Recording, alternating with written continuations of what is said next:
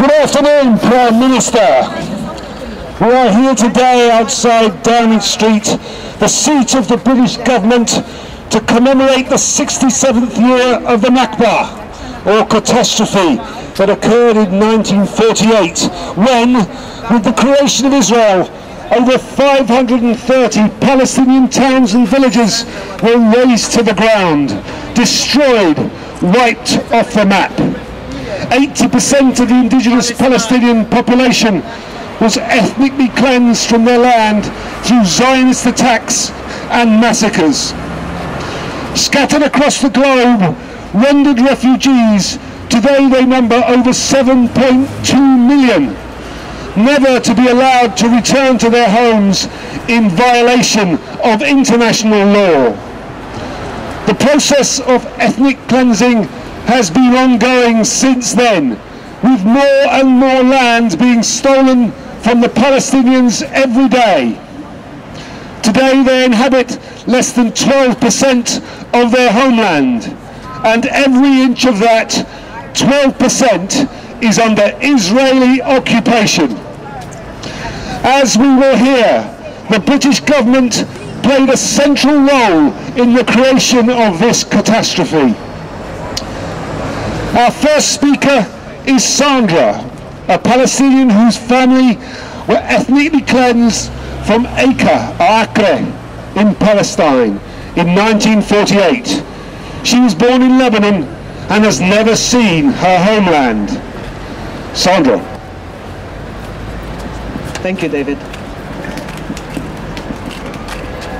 On this day, the 15th of May, and once a year since 1948, we stand in mournful silence, remembering the beginning of our attempted annihilation. The Nakba, the catastrophe which instigated our forced expulsion from our homeland of thousands of years. To try and understand just how such a cruel fate can take place, we need to go back to a time when Britain's covetous empire had set its eyes on what was then peaceful Palestine. Indeed, this ungodly coveting can be traced back to the 1880s, when the British precursors of Zionism, riding high on unprecedented arrogance, came up on the 2nd of November 1917 with the Balfour Declaration, whereby Arthur James Balfour, the then British Foreign Secretary, promised a second people, that is, the British Zionist leadership under the patronage of Lord Rothschild, the homeland of what was then a third people, the people of Palestine. In this, the ethnic cleansing of the Palestinian people was a plan that was concocted, nurtured, authored, and hatched on this here island, thousands of miles away from the craziness it hatched. Not satisfied with the inception of this disaster, the British ruthlessly stomped on any rightful attempt at resistance undertaken by the indigenous people. The British mandate, as stated by Herbert Samuel, a minister in the cabinet at the time, and I quote, shall be responsible for placing the country under political, economic, and administrative condition that will secure the establishment of the Jewish national home. The rest, sadly, is not history. It carries on as we speak. The ex-Israeli historian Avi Schleim subsequently wrote, Britain had no moral or political or legal right to promise the land that belonged to the Arabs to another people. So the Balfour Declaration was both immoral and illegal. It seems that the dollar has shackled Britain's hands and the shackle has silenced its conscience. Furthermore, with Israel's regular mowing of the lawn, a euphemistic way to describe the massacres, the Houses of Parliament begin to resemble the hills of Sederot, beneath which lies buried a Palestinian village called Najd, and upon which Israeli citizens hold picnics, watching the unfolding onslaught in Gaza. Apart from a couple of conscientious objectors within the Houses of Parliament, the leaders lay supine, nay, comatose amid their deafening silence. And should some of these members of Parliament claim impotence at the situation, it would merely be as an excuse to shirk off their duty in arresting this madness. Even when we zoom out of occupied Palestine, Britain need only consider the 7.2 million refugees it has created, dispersed across the four corners of the globe. And yes, while I'm here because the British were there. No doubt, AIPAC and the European nations ardently helped to perpetuate all this. But as and when you have a wayward child, you look to admonish the parent, not the aunts and uncles. And Britain is, first and foremost, the protagonist in this, the greatest tragedy under the sun. So as I stand here remembering the Nakba, so too does Britain need to equally remember its wrong and remorsefully right it in the name of humanity. Those sullied, blood-soaked British hands can no longer sweep their deeds under the carpet. For 67 years is not merely enough. It is more than enough. Free Palestine! The word Nakba could be the only word that reminds the world of Israel's genocidal crimes, oppression, suppression, injustices, and cruelty. It is a word that roughly proves Israel's usurpation of Palestinian lands. At the same time, it is a word that reminds humans of the oppressed people of Palestine, of their pain, of their suffering, of the harsh life the Palestinians led with no help from the world's government, and of the biggest crime against humanity. Keep your home keys so that you can return to your homes and towns. Do not be afraid. Do not despair. It is every human being's right to return to their home, sooner or later. If you, our brothers, are in the refugee camps, especially those of you who are away from the homeland, Palestine will remain within you, and your hearts will continue to beat with love for the Holy Land and all religions therein. But my mother tried. She talked about the massacres, how the Zionists were, how advanced Palestine was, and how they were betrayed by everyone, how they had to escape with their lives over hollow promises. She always defended Palestine. To me, it was personified in my dad's hopelessness and profound sense of loss. It affected our loss and does to this day. The most obvious emotion is the sense of guilt at having been blessed with a good life thanks to Dad's success, while other Palestinians still endure extreme suffering.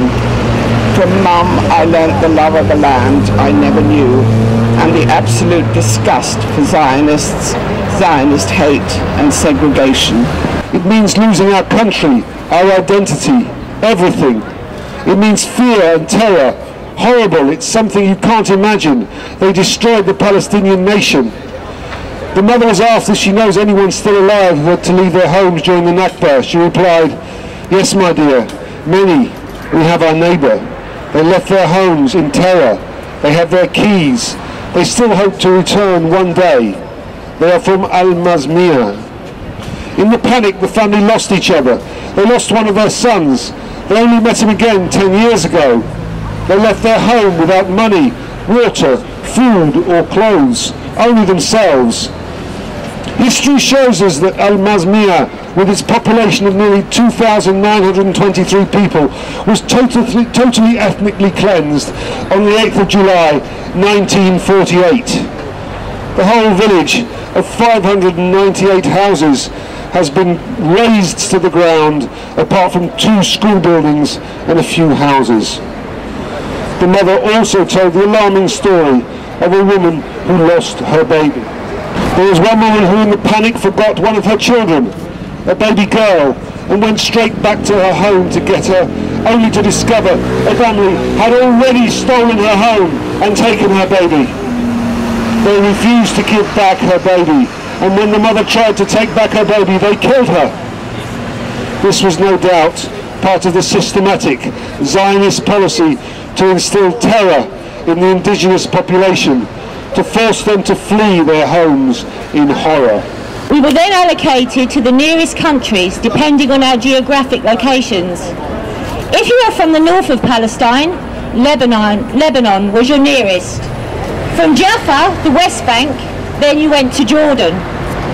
I'm writing this brief note today from Dubai, another economic destination besides others like Saudi Arabia, Kuwait and newly arrived Qatar, where Palestinians were promised better life opportunities. But these countries, the climate, the heritage, culture are not comparable with our olive harvest. Even my mother's taste of coffee that Darwish, our national poet, once promised we will miss wherever we will go. There is no sense of belonging elsewhere, simply you can't help it. Your Nakba and mine. When your grandfather deserted his horse at the lower edge of the Pacific, my family's steed was still grazing. By the southern hills of Palestine, your Nakba started before mine, but mine is yet to end. And don't talk to me about love, for mine are the roots of 1,000 olive trees, and the echoes of the war songs of all the men of Jaffa. Before the last battle was lost to the brutes of the pitiless north, and all the love letters of refugee women sent to suspended men at crosses, overlooking the martyr's graveyard, bordering my house and what remains of yours. And yet, I love you still, because in your eyes I see my beginnings, and the promise that my assured passage into forgetfulness will never end.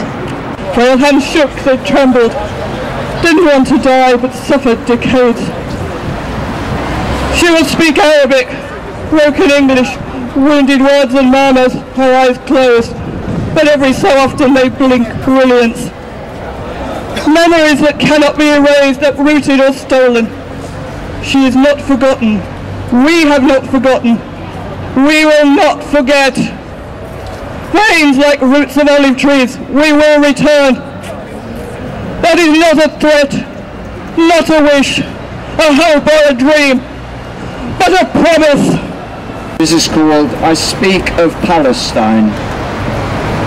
I speak of your insistence on believing what you're told to be so blind. You must have learned what not to know, to be so cold that you can say, these people do belong inside this tomb. They cannot move, or live, or eat. And yes, I speak of Palestine. You cannot hold its fate is just, and not be part of grinding up their bones and blood to mix with desert earth and olive oil, to build your state, your jail. A wall surrounds their place like this.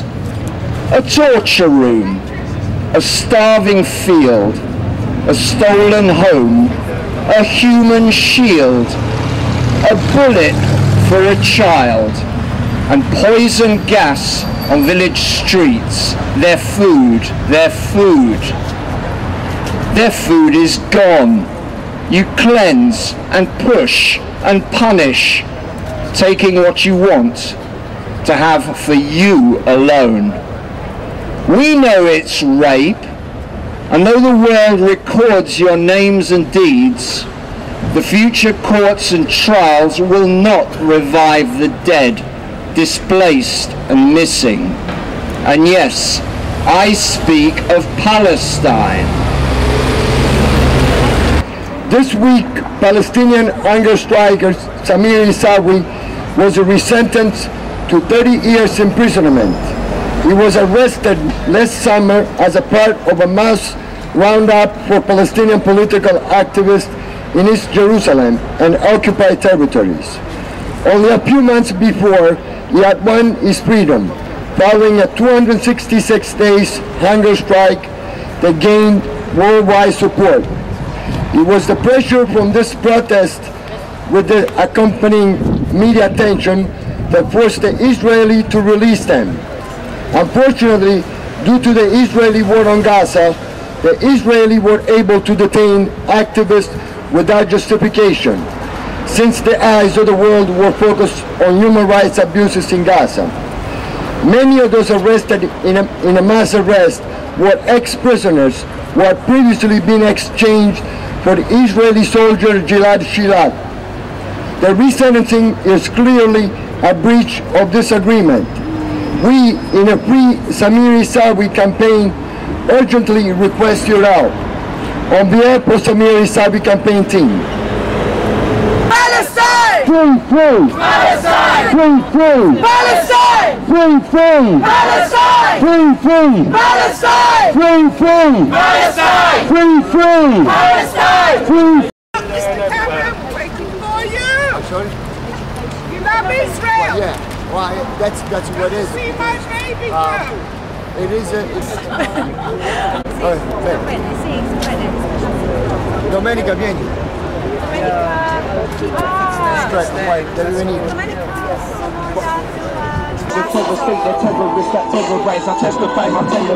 L'italiano. Ok. Sì. Londra 2015, dimostrazione per Nakba, per tutto il popolo palestinese, Free Palestine, Front Downing Street. Noi siamo qui, siamo in pochi, ma difenderemo sempre la libertà. Free Palestine. Few words. Free Palestine. Human rights for all. Free Palestine.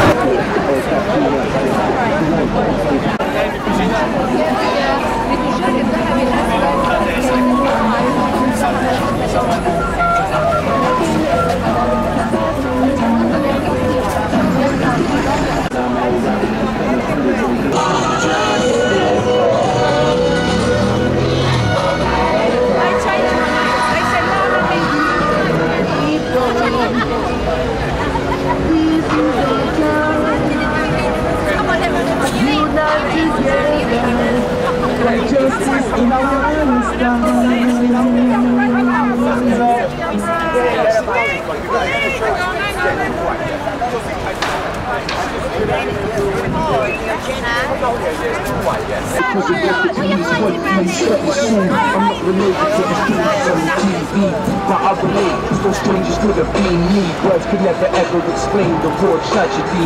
It's not a war, they just murdered it more rapidly. I'm grateful, I'm likely supported your savagely. Imagine how you feel if this was your family.